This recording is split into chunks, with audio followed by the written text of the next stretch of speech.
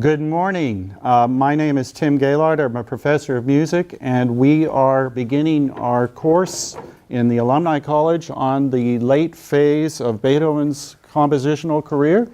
We did Beethoven Alumni College 12 years ago, 2006, and we did the whole career, but this time we are focusing just on the final phase of Beethoven's life and career, with a discussion of probably the most significant works in his late phase. The context of his late phase, of course, needs to be discussed a little bit, keeping in mind that Beethoven was born in 1770 and he died in 1827. And if you know political history, this is a time of great political revolutions. We think of the American Revolution. When Beethoven was just a young man of 5, we think of the French Revolution when he was 18. So it is a time of change, and I think that's going to be reflected in Beethoven's own music. It also affects the role of the musician in society, and that we will see Beethoven at the beginning of his career is very typically an 18th century composer who is expected to work for a patron. A composer is regarded somewhat as a servant to the aristocratic and nobility, but eventually we will see Beethoven flexing his individuality and really paving the way for the 19th century composer, who is much more a freelance composer and dependent much more on the general public rather than the patronage system. We have certain places in Beethoven's life that we need to keep in mind. There's Beethoven, by the way, in 1815, really often thought of as the starting point of the late phase. So this is Beethoven, now a man of almost 45, right? And of course, at this point in his life, pretty much completely deaf, right? This is a issue for Beethoven studies, is the amazing fact that these works that we will be talking about were written when the composer was pretty much deaf. We have, of course, his origins in the city of Bonn, where he was born in December of 1770. That house is still in existence. I had the privilege of visiting that house actually with one of our alums in the room. Press Manning and I went to visit that house when we were on a trip abroad with the alumni. So there is the house where he was born. His father worked for the Elector of Cologne, who had a palace in the city of Bonn, and that palace now is the university. Oh, I'm sorry, I should mention too, of course, the later city in his career is the city of Vienna, where he moved in 1792 as a young man of almost 22, and where he lived for the rest of his life. So we'll see, of course, this is a picture of Vienna in the year 1800, the Vienna that Beethoven would have known, and this is the entrance to the Hofburg Palace, which of course is the winter palace of the Habsburgs, a very important family who ruled the Austrian-Hungarian Empire. We have back in terms of musical history, and I'm sure my colleagues, Paul Youngman and Greg Parker, will also be referring to the fact that Beethoven represents a very critical time in musical history as the junction of the classical with the romantic. We think of Beethoven as, in a way, bridging these two musical periods, the classical and the romantic. And the great German philosopher Nietzsche, in his essay Birth of Tragedy, refers to the fact that in human nature we go back and forth between what is represented by the god Apollo, the god of classicism, if you like, the god who is representative of order, of logic, of discipline. Of course, Apollo also represented the sun. He represented the Enlightenment. But we have this notion of classicism in music also referring to the idea of logic and structure and order. And those things are things that Beethoven inherits as a child of the 18th century. But Nietzsche also refers to Dionysus, who is the symbol of Romanticism. Dionysus, another name for Dionysus is Bacchus. He is the god of wine. You notice the grapes here. He is someone who represents a sort of sense of disorder, a sense of mystery, a sense of freedom. And a word that, by the way, was very important at the end of the 18th century is a very important word to Beethoven himself. The idea of breaking the rules, of changing what had been established in both society and in music. The rules of music in Beethoven are often broken. And we will see that particularly in the late phase of his career.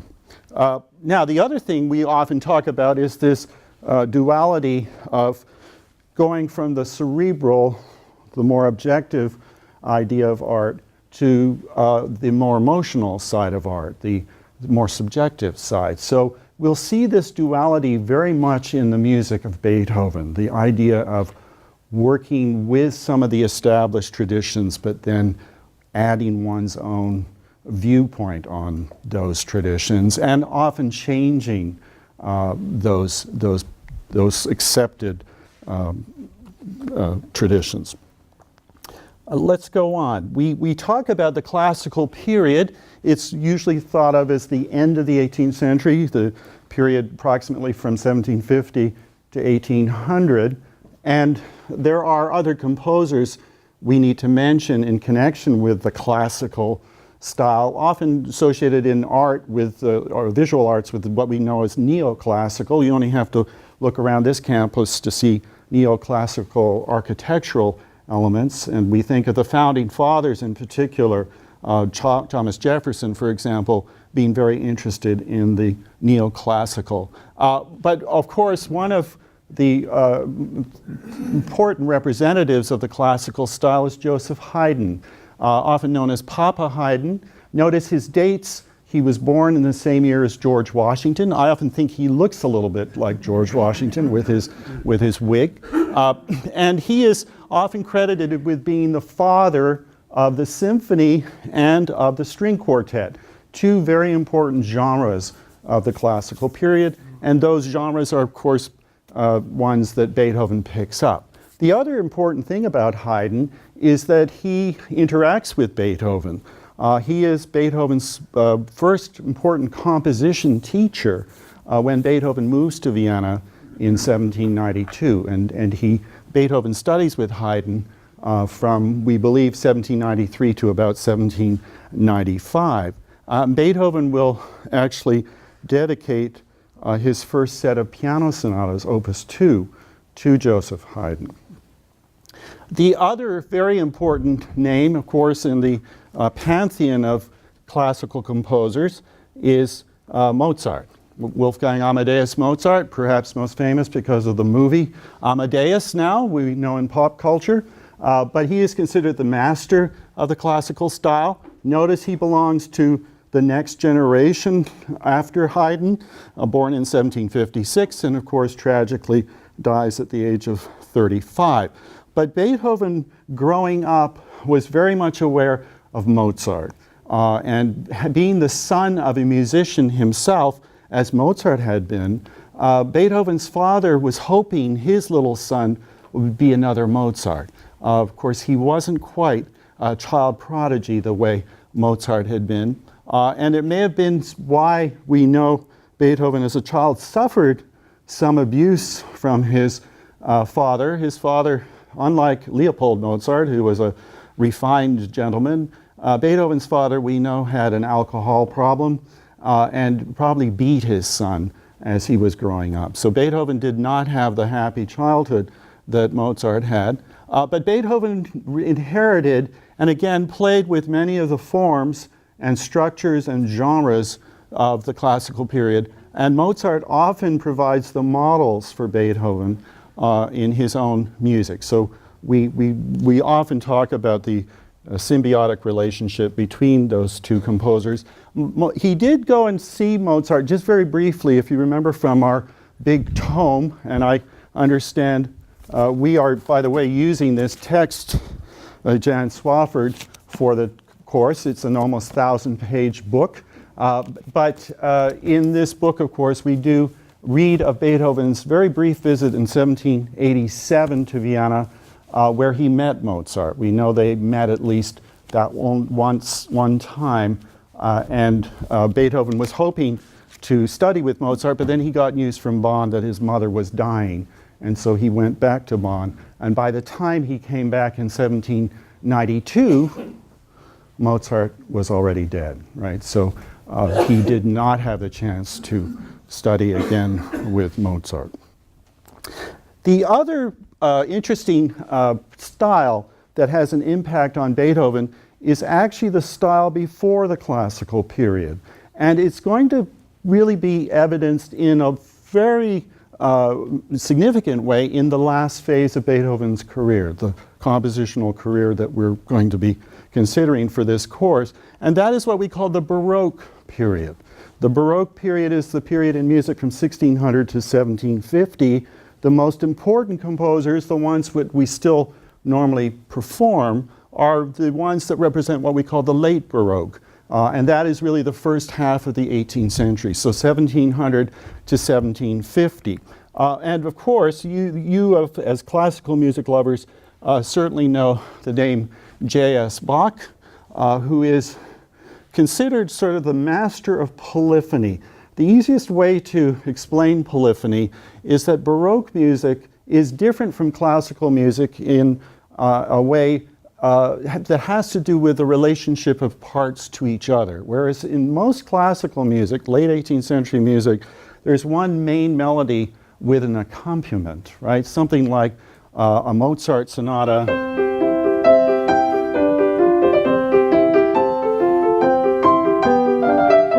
We have a melody in the right hand, we have an accompaniment in the left. In the music of Bach, the idea of texture is that there are at least two simultaneous melodies. So rather than having one line, of course in piano music would be the right hand, dominate over the left, in Bach's music the two hands are more equal because the left hand will also have a melody, right? So, and typical is to the idea of having the melody that is repeated a few seconds later.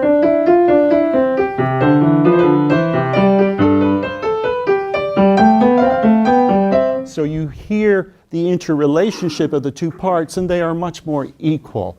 That is the fundamental principle of polyphony, and poly, of course, meaning many. We will find Bach is the master of that type of interaction of musical parts. And this fascinated Beethoven. Now Beethoven, of course, was, as his main instrument was the piano, so he grew up actually learning a lot of the preludes and fugues of Bach, as we still do. As a pianist, I played the piano, I started studying Bach and then played the preludes and fugues of Bach. Also the famous Goldberg variations, a set of variations for keyboard that again interested Beethoven near the end of his career. So we will see Bach's presence, if you like, in the late phase of Beethoven's career. Along with Bach, a contemporary of Bach, of course, is the great composer Handel. Born in Germany like Bach, but unlike Bach, who stayed in Germany, Handel studied in Italy and then moved to England and actually became an English citizen. So the English now claim Handel as their own composer. If you go to Westminster Abbey, you'll see his tomb is in Westminster Abbey in London.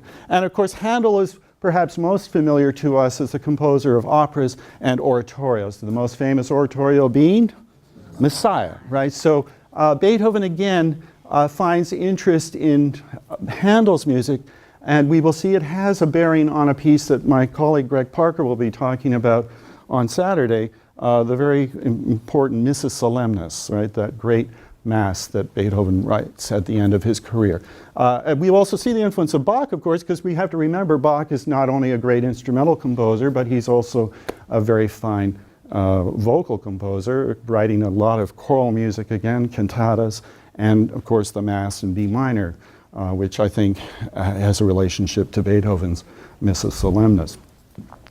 So we have this Baroque element that will start to appear very strongly in the later part of Beethoven's life. We also have patrons. When you read Beethoven's life, I mentioned the 18th century tradition of patronage. A man who is probably one of the first significant patrons of Beethoven is Count Waldstein. He gave his name actually to one of Beethoven's most famous piano sonatas. Those of you who play the piano may know of the Waldstein Sonata. But Waldstein, who met Beethoven in Bonn, also gave Beethoven an entree into the Viennese aristocracy when Beethoven moved there in 1792. So we also have this very distinguished looking gentleman, Prince Lichnowsky, who was a very supportive patron to Beethoven. And of course, on the next page, we have Prince Lobkowitz, to whom Beethoven dedicated some of his most significant symphonies. And of course, on the right, anybody recognize who that is? That's the Archduke Rudolph, now an archbishop, right? And Rudolph, of course, was a member of the Habsburg royal family, but he was also a very talented musician, and he studied piano and composition with Beethoven. So Beethoven, again, I think wrote probably more pieces dedicated to Archduke Rudolph than anyone else. Those of you who play the violin will know the Archduke Trio, for example. But the very famous Emperor Concerto, the Piano Concerto No. 5, was also dedicated to Archduke Rudolph, as was the Opus 81A piano sonata known as Les Adieux. And of course, as Greg will talk about, the Missa Solemnis was written to honor Archduke Rudolph. So we have Beethoven very much being connected by the time he's in his 30s and has some very wealthy and powerful friends in the Viennese nobility. And what's interesting about that is that he is provided an annual income by those three last gentlemen, Princes Lobkowitz, Lichnowsky, and Archduke Rudolph, because they want to keep him in the city, and they just say, well, you can do whatever you want, just don't leave the city. We'll provide you with an income. So rather than working for one patron, the way Haydn had done in the late 18th century, when Haydn was working almost 30 years for the Esterházy family, Beethoven is given some freedom to compose and just write as much music as he wants to write. And of course, he thanks his patrons by dedicating pieces of music to them, but he's not beholden to any one of those patrons. The other things we need to talk about are the trials and tribulations of Beethoven, and they are evidenced by certain documents. There are two very famous documents. One, of course, is the Heiligenstadt Testament, taken from the name of a small town in suburban Vienna, where Beethoven in 1802 was told by his doctors to go and rest away from the big city, just maybe to help what he was starting to feel were ringing in his ears in 1802. But by the end of the 6 months in Heiligenstadt, his hearing wasn't getting any better. He had written some letters to his friends telling them about his condition and how depressed he was getting, that he was starting to lose his hearing. And then he wrote this very famous document to his brothers. He had two younger brothers. The Heiligenstadt Testament was never sent to them. It was found in his belongings after his death. But it does give you a sense of his state of mind in 1802. And the idea of even committing suicide because he was losing the one faculty that a musician values the most. So it's a tragic letter, and I'm hoping you can read some of that. But just to quote some of it, it is, for 6 years I've been a hopeless case, aggravated by senseless physicians, cheated year after year in the hope of improvement, finally compelled to face the prospect of a lasting malady whose cure will take years or perhaps be impossible. But what a humiliation when one stood beside me and heard a flute in the distance and I heard nothing. Or someone heard the shepherd singing and again I heard nothing.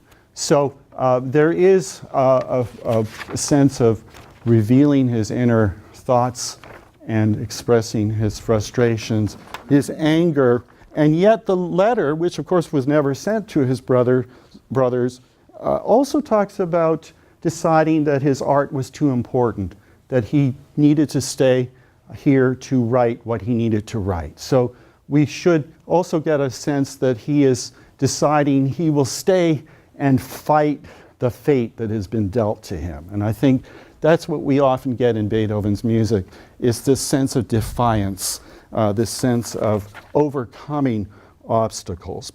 The other very famous letter, and it gives its title to the movie this afternoon, is Immortal Beloved, because there is a series of letters written in July. It's not exactly clear what year, although scholars have detected it was 1812.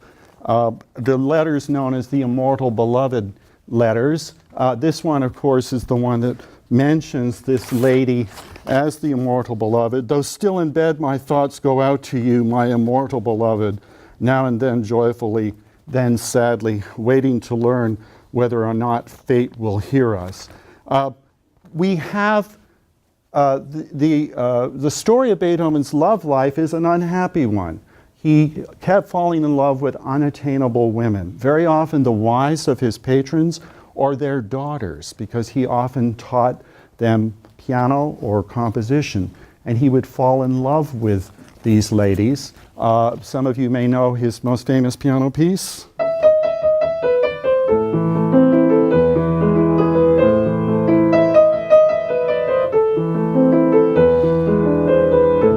What's it called? For Elise, right? So again, this sense of wanting a partner in life and never really finding that partner. There are all sorts of scholars who have tried to deduce who is the immortal beloved, and for a while everybody was in agreement after Maynard Solomon decided it was the lady on the left, Antony Brentano, but more recent scholars think maybe a previously proposed candidate, Josephine von Brunswick, may have actually been the immortal beloved. So this afternoon you're going to see the movie Immortal Beloved proposes the most preposterous notion of who she was, and I won't spoil the suspense in case you haven't seen the movie, but just be prepared. Why most scholars think the movie is crazy is because of the identity of the immortal beloved in that particular case. Let's talk about the stages of Beethoven's career. A young man, some of his early compositions belong to Bonn, but then we go to Vienna and we talk about the early Vienna years.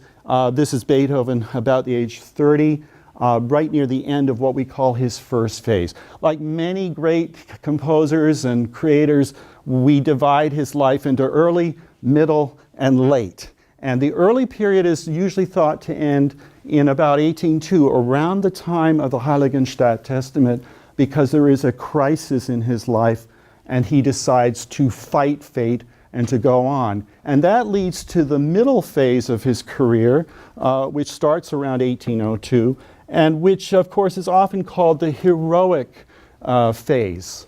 It's also the period of his life that produces probably his most famous works and his most popular works. So, for example, the Third Symphony starts the heroic phase, and is of course known as the Eroica Symphony, originally planned to be dedicated to whom? Anybody know? Napoleon, right? One of Beethoven's great political idols as he was growing up, but of course he scratched out the dedication. Why? Because Napoleon made himself emperor, and Beethoven felt betrayed. So we have this famous scratching out of the dedication. He may have torn it as well, but there's a manuscript you can see where he scratched out the dedication very, very violently. So this is the year actually of the Eroica Symphony, 1804.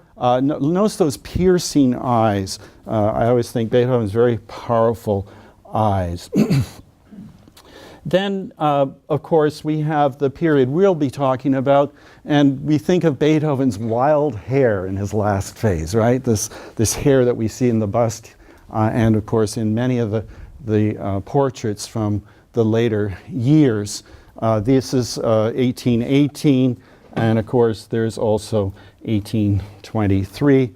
He's now, it's hard to believe, he's only, what, 52, 53 years old. I think he looks a lot older than that. But keep in mind, this is the period of complete deafness. And he will, of course, die in 1827. By then, he is a very famous composer, much revered. And there is the image of Beethoven's funeral in March of 1827, just a few days after his death. And thousands of Viennese showed up for that funeral. So that is a picture of the funeral. Now I'm going to move on now to your outline and actually put that outline up here on the screen, focusing in on letter C. So if you want to turn to where I'm going to be, it's the section that describes some of the typical traits of Beethoven's late style period. And I wanted to start with that and then go to musical examples that sort of suggest these features. The thing that we note in his late phase is as I say here, the paradoxical extremes of length.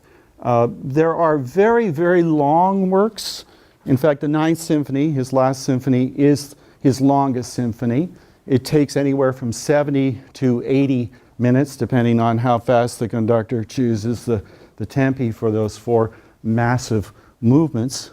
And of course, there is the Missa Solemnis. Both of these works are works my colleague Greg Parker will be talking about, the Ninth Symphony tomorrow and the Missa Solemnis on Saturday. The Missa Solemnis is even longer than the Ninth. It is about 85 minutes, 85 to 90 minutes in length. So it's an extremely vast piece of music. On the other hand, there are also examples in the late phase of very short, concise movements. So we have 2-minute scherzos in the late phase. And we have very compacted first movements, often contrasting with very long last movements. So there are these very extreme sizes of movements in Beethoven in his late phase. Related to that is probably the most important structure of the classical period, the structure that Haydn and Mozart perfected, known as the sonata structure.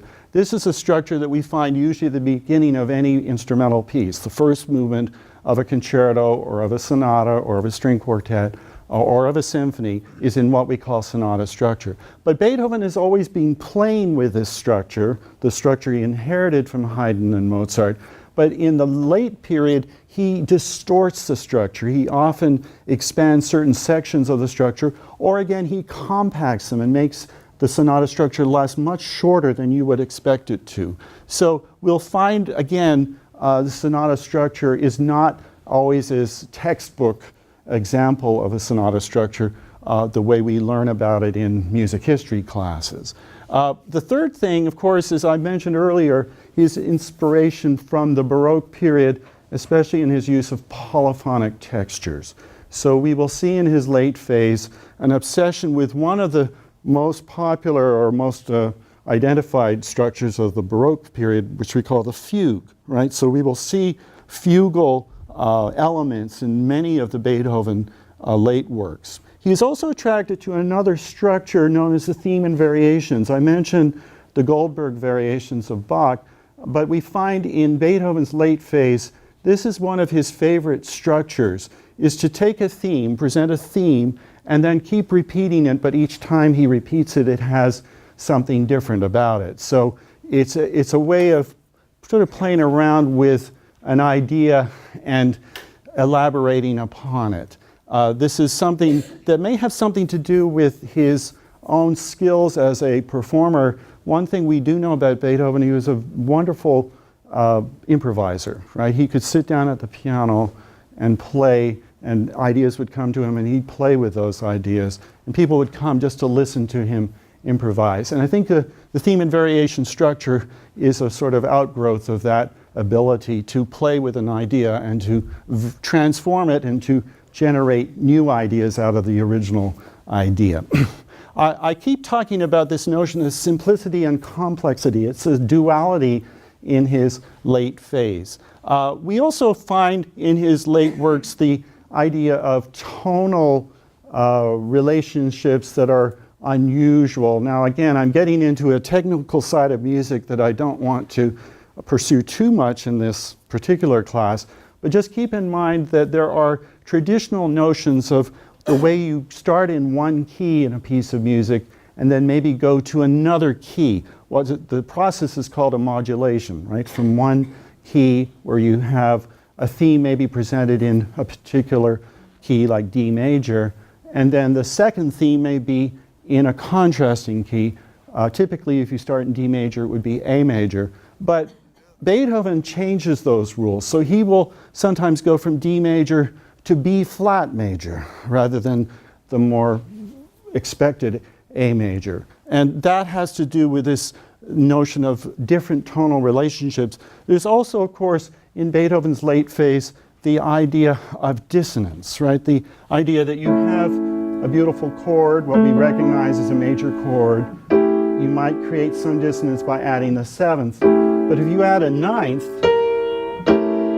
you're starting to create some tension in the music, and that tension is because there's more dissonance in the music. And Beethoven understands the effect of dissonance in creating a sense of emotional, expressive heightening of a certain moment. Chromaticism, very easy to explain chromaticism. Literally it means color, but in music we usually go up the scale stepwise, right? But if we start going by half steps, so instead of playing all the white notes of C major, I'm also going to add now the black notes between the white notes. What we call half steps, that's what we call chromaticism.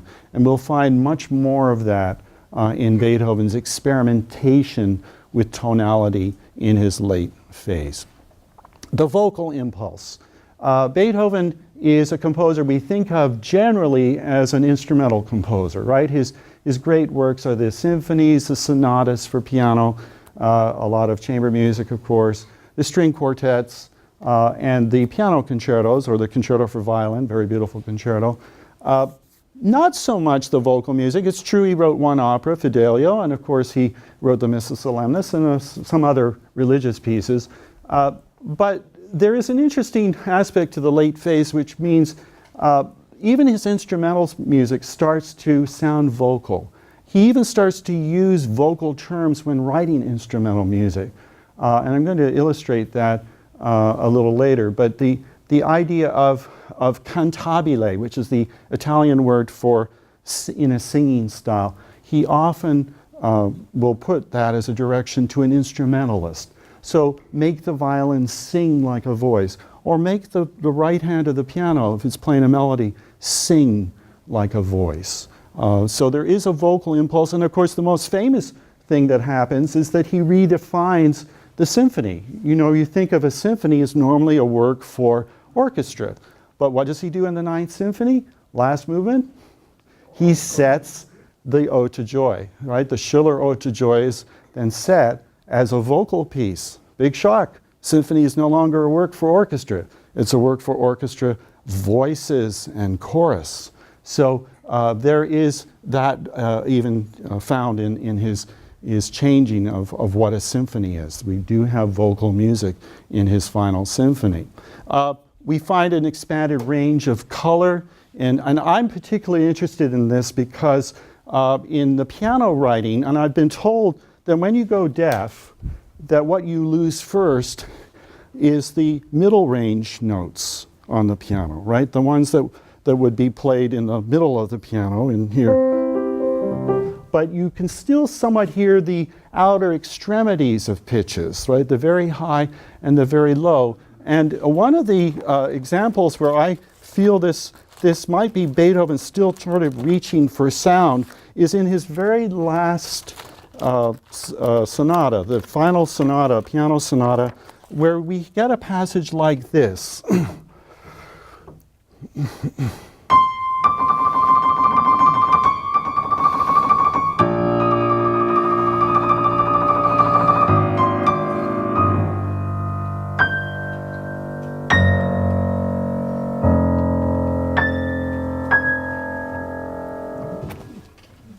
Isn't that strange? That's the very low end of the instrument and the very high end of the instrument. And I think it's Beethoven still trying to hear those sounds in his music. So one of the most striking and to me one of the most beautiful moments in his final piano sonata is the passage I just played for you. Now that's related to a notion of ethereal, an otherworldly quality, what we sometimes think of as a religious, almost ecstatic. There's something like that in the same movement that I just played for you, where he gets very high and has a trill.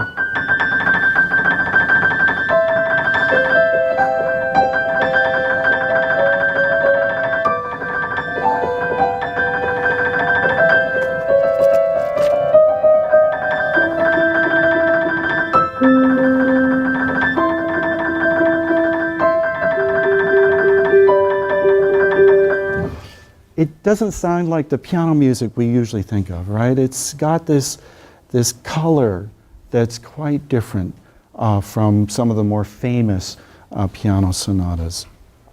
And time is measured differently. I mentioned the length of the Ninth Symphony, the length of the Missa Solemnis, but also there's some moments in these pieces where you feel time is almost stopped, right? There is a sort of notion of eternal length. And that is something I'm going to share with you in a moment from, there's one of my favorite moments in the Ninth Symphony where I think it occurs. So with all that in mind, I want to keep that on, but I want to start playing you some music, some examples from the different genres that we will be talking about. In particular, of course, first the piano sonatas, and the sonata that is the first of the three final sonatas, Opus 109 in E major, sonata number 30 is usually its numbering in the list of 32 piano sonatas. It's unusual a little bit because it ends with a slow movement. The last movement, the third movement of this sonata, is a slow movement. It's a theme in variations, and it's marked andante molto cantabile ed espressivo, at a walking pace with great, much singing style and very expressive. That's the Italian wording here. It's one of my wife's favorite movements actually in Beethoven. I'm playing it partly for her.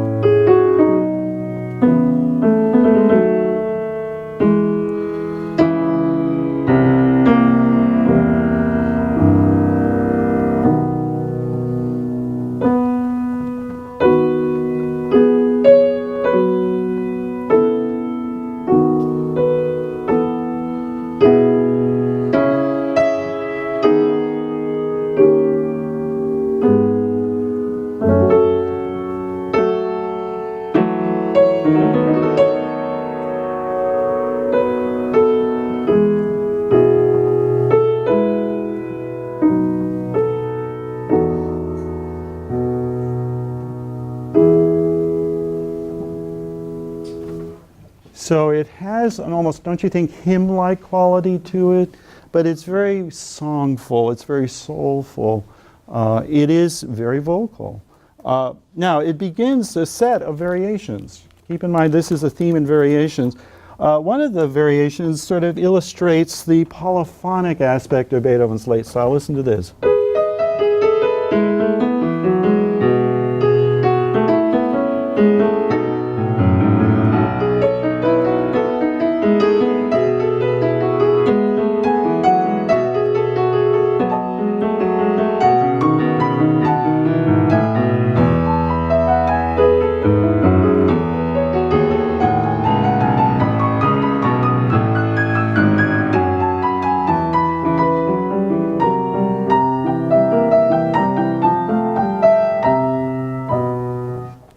So you have these interweaving of different lines. There's an imitation going on there. There's that wonderful change. I don't know if you were aware of it, but he suddenly takes us into a different harmony than we expected.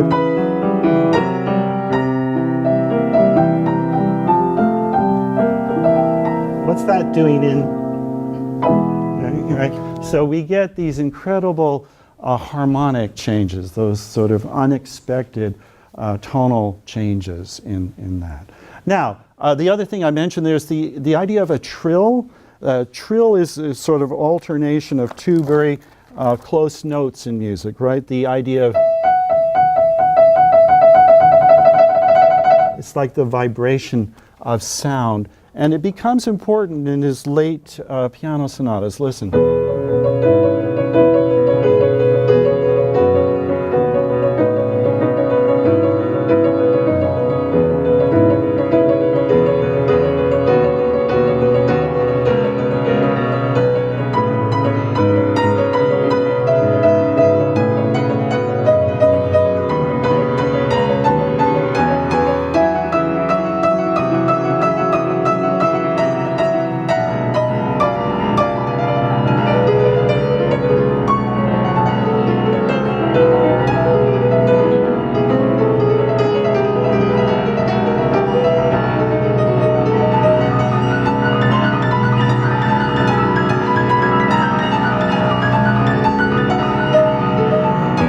Did you hear that long trill in the left hand? How long it lasted, right? So it's a challenge on so many different levels. It's a challenge technically.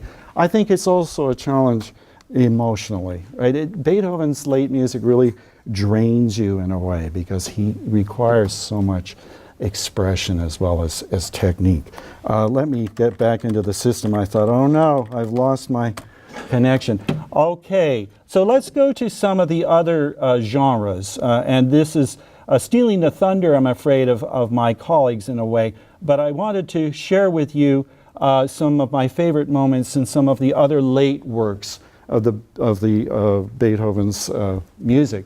And the first is the Missa Solemnis, right? This vast setting of the Mass Ordinary. We have 5 traditional movements: the Kyrie, the Gloria, the Credo, the Sanctus, and the Agnus Dei. But we also, of course, have models of many different settings of this text by famous composers. Perhaps, again, Bach's B minor Mass is in Beethoven's mind. We certainly know Beethoven knew Handel's oratorios. He knew the Messiah, for example. But I wanted to play a little bit of the opening of the Gloria. Anybody know your Gloria text? You go to church, the words at the beginning of the Gloria are, "Glory to God in the highest, and on earth peace to people of good will. We praise you, we bless you, we worship you, we glorify you." Of course, in the old days we used to say thee, didn't we? We said, we worship thee, we glorify thee, we give thanks to thee.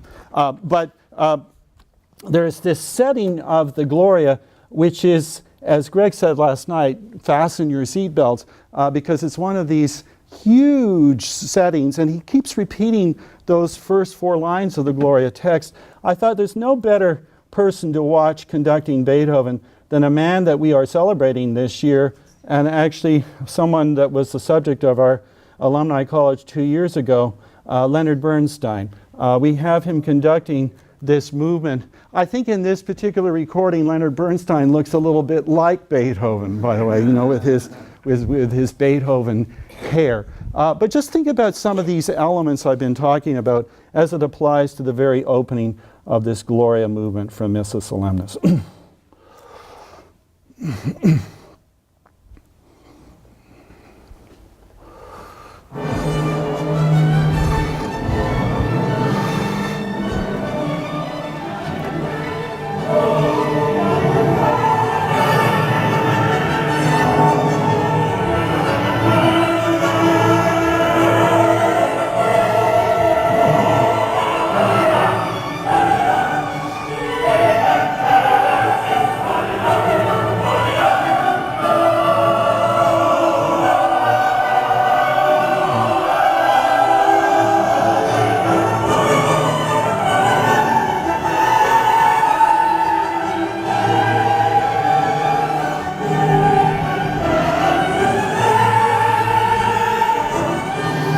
Glory to God in the highest. And the next line is, what happened to the music?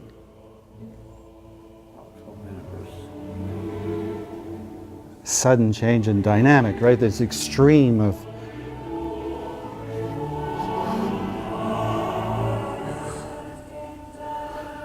this, by the way, is a concert in the Concertgebouw in Amsterdam.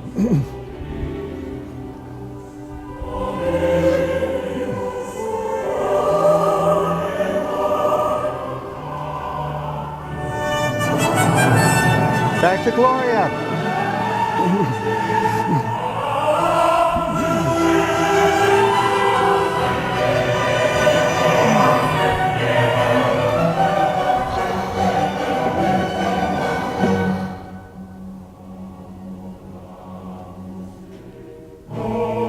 Now a fugue on the words Glorificamus Te, influence of Bach and Handel.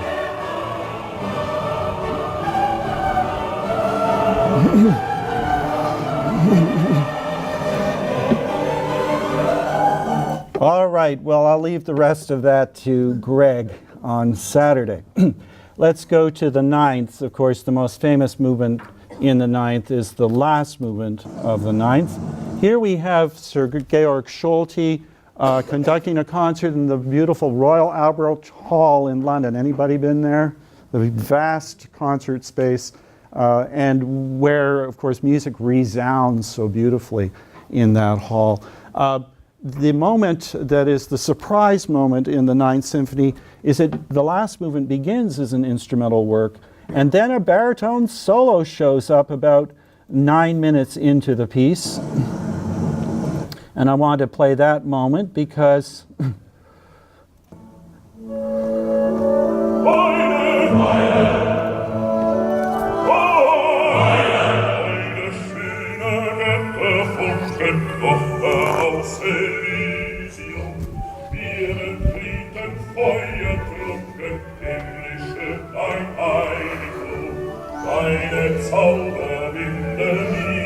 was die Mode strecken, alle Menschen müde, wo dein sanfte Pflege weiht.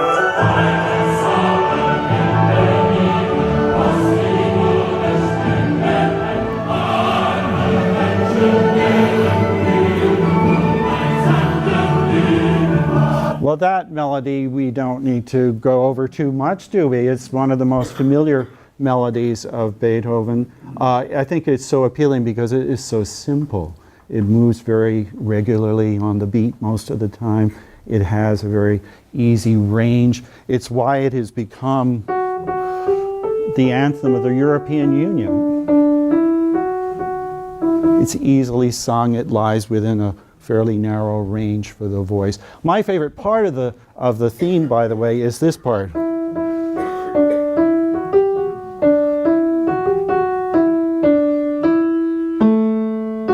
Right, we suddenly have these jumps, and there's a syncopation where we come back to the main tune, not on the beat, although when you sing it in church, they've made it simpler, so you actually have the return on the beat. But Beethoven's original has it coming back on the second beat, not on the first beat. Anyway, I'm getting off the track here. I want to go to my favorite part of this movement, which is where the text changes to accommodate actually a new melody. And this melody is heard with the trombones and first the men of the choir singing these words.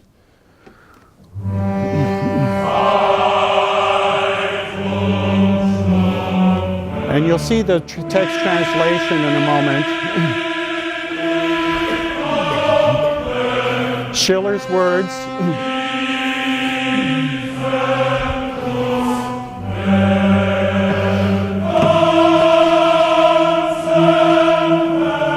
Now, talking about jumps and a contrasting melody to the one of the Ode to Joy, do you notice the difference here? We have a melody that actually jumps quite a lot, right? It goes... That's a horrible interval for bassists to have to sing. You know, they go from a low D up to a high E.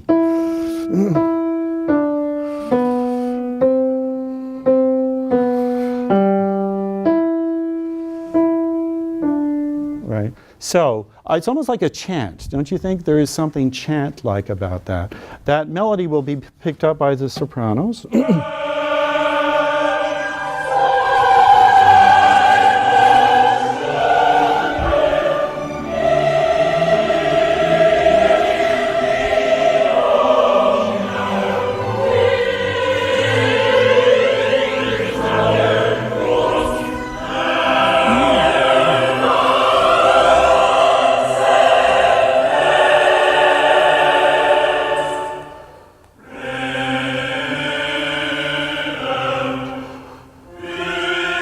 Mentions the Father, the Creator, beyond the stars, reference to the starry skies.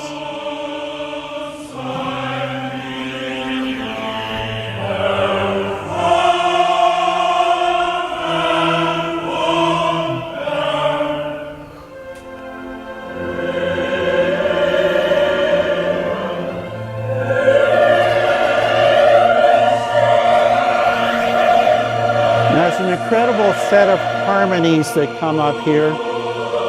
Rather unexpected changes of harmony.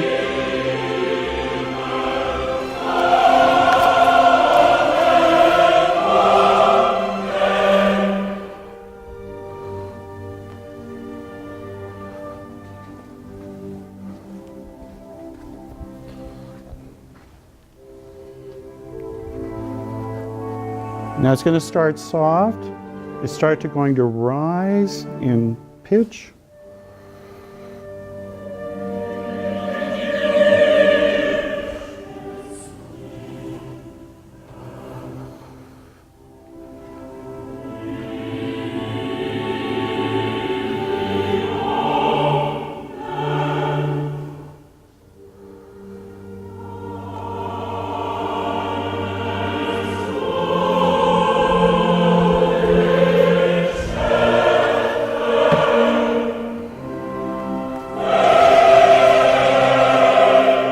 Now listen for the way the harmonies go up, keep changing, and then arrive at a very unexpected chord at the top of this series of chords.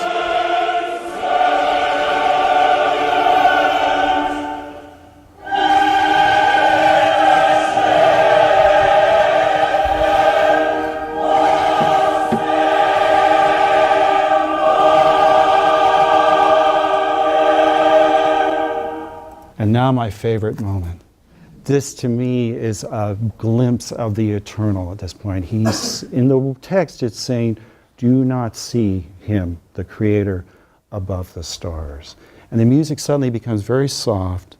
The harmony is somewhat dissonant. You'll hear this chord.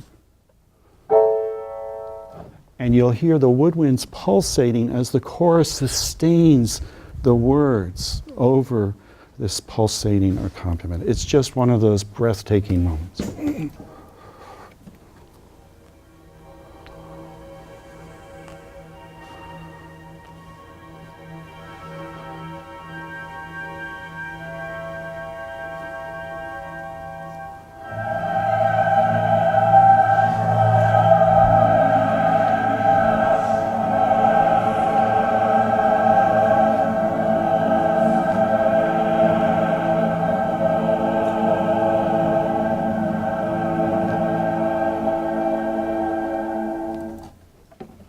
Now, what can you do after that? Well, after that, he decides to put the two melodies. Remember the joy melody and the sight and Schlumen red melody? You put the two together, like a Baroque master would do. So you have this wonderful feat of compositional technique as we get back into the normal mood of this movement, which of course is the joyful movement.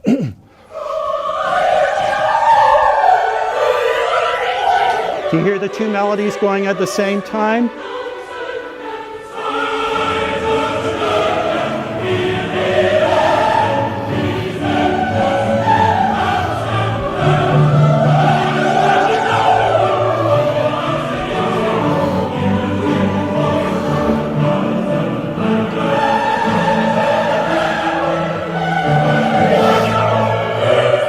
And this is a voice killer. Any choral person will tell you when Beethoven asked the sopranos and the tenors to keep singing high A's over and over again, it just kills the voice. Listen for it, it's coming up here.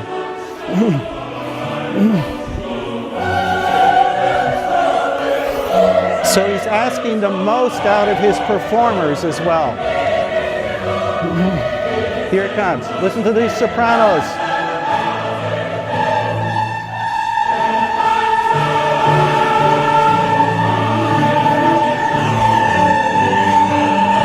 Repeat.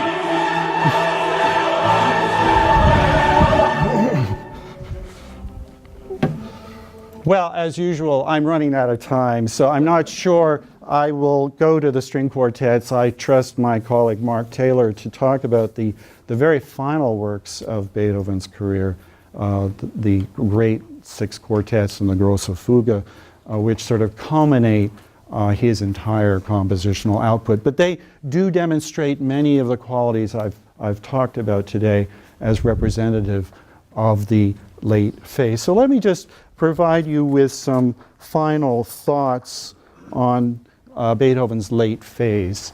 I think one is the idea of contradictions, the idea of simplicity, directness of expression with complexity, especially the complexity of the compositional process and the idea of suddenly providing us with a massive overload of musical ideas after giving us such a simple melody like the Ode to Joy.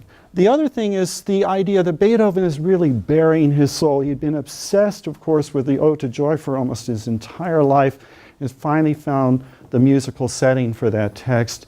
It's a very personal thing for him.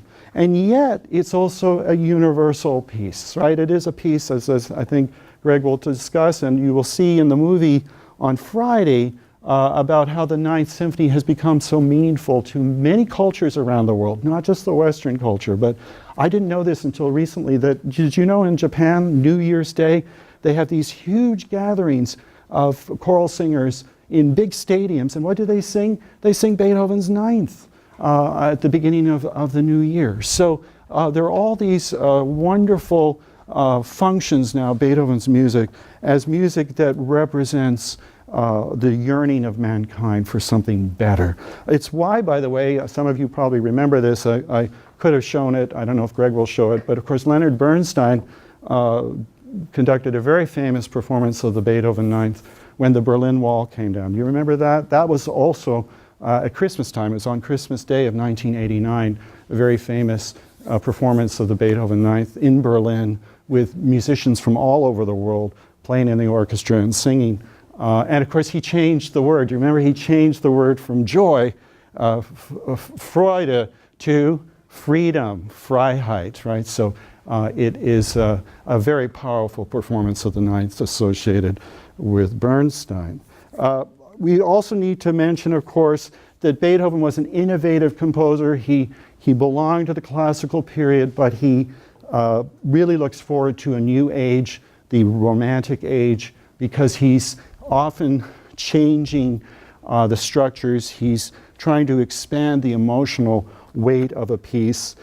He is somebody who is objective in terms of his approach to composition, but also very subjective in sharing his own tragedies with us, right, in his music. And that means that his music is perhaps more powerful, more compelling than much of the music written before him. The other thing, of course, connected with that is the political aspect of Beethoven's music, because he was a child of the Revolution. He was idealistic. Eventually, he was realistic. He was optimistic and pessimistic. He had this, of course, pessimistic view of his own life and his deafness and his lack of success with women, and yet he still provides with his music, I think, a sense of optimism, the egalitarian aspect. The artist is hero. The artist is someone who's important to us in society. He's a composer who really sees himself as important in giving the rest of mankind a message through his art, through his music. And indeed, I think he accomplished that. There is, if you like, in his music, an interest in humanity. It's very much, I think, reflected in this late phase. And of course, the legacy that he leaves to the 19th century is that rules are made to be broken. He really opens the door. The Romantics see him as their standard bearer. Go for the infinite, go for the unattainable, go for more expression than you thought you could ever have in music. And so when we think of Schumann and Liszt and Wagner, Brahms, Mahler, Richard Strauss, these are all great 19th century composers who look to Beethoven as their model.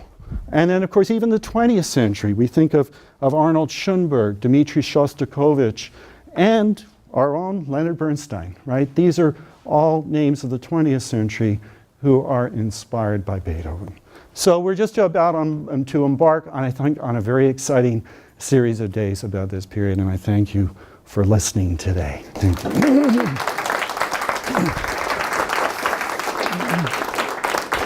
Questions? You mentioned the political aspect. Yes. You had the defeat of Napoleon at Waterloo in 1815 and then the Congress of Vienna in 1815. Right. Did that have a particular impact? Well, Beethoven actually wrote a piece that is known as Wellington's Victory. It's not a very good piece, but he was somebody who was asked to write music to celebrate that defeat of Napoleon. I think Beethoven always had mixed feelings about Napoleon. From what I gather, there were certain things he still admired about the man. Because when he was asked about Napoleon, he thought it was a shame that Napoleon had been exiled and put on the island and no longer was of use to mankind. It saddened Beethoven to see Napoleon reduced to that figure, having been such a heroic figure in the 18th century, or the late 18th century. But Beethoven's, there are certain pieces that he wrote to celebrate the victory of the Allies over Napoleon. In the Congress of Vienna, there are some pieces. They're usually not considered that very fine works of Beethoven, but they were written for a political purpose. Yes? Tim, the Ninth Symphony must have been so unusual for Yes. Viennese. Yes.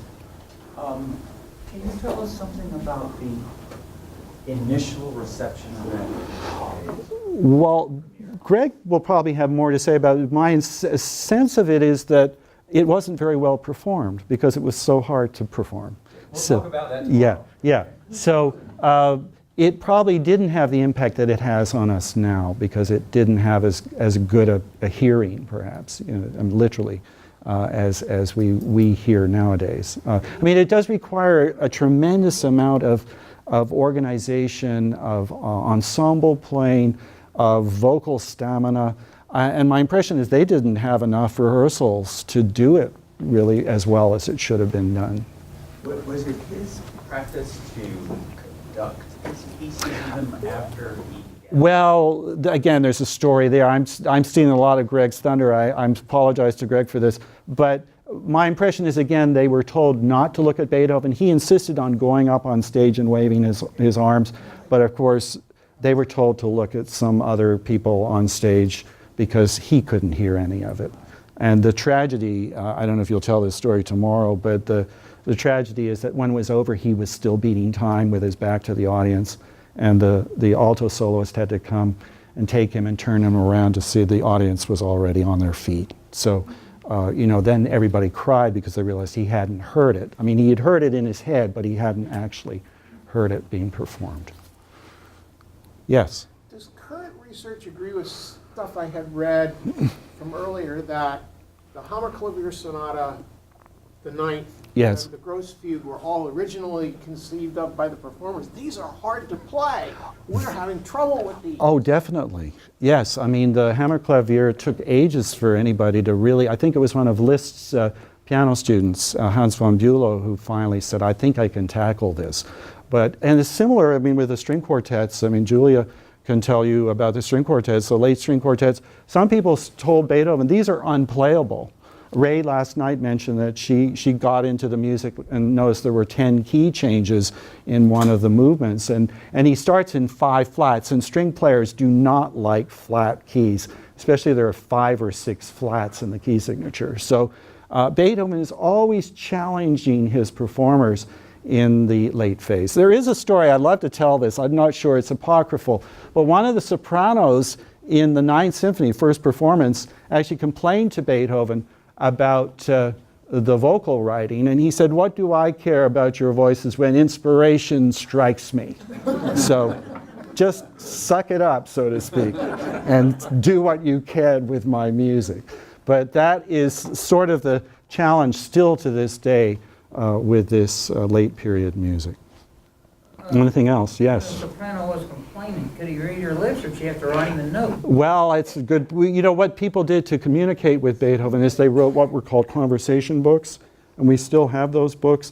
People actually wrote down what they wanted to ask Beethoven. The sad thing is he didn't write down his answer because he just spoke. So it's sort of like hearing a conversation on the phone where you only hear the person in the room with you, but you don't hear what the other person on the other line is saying. So that's what the conversation books are like. But we do have a fair number of conversation books from the late phase of his life.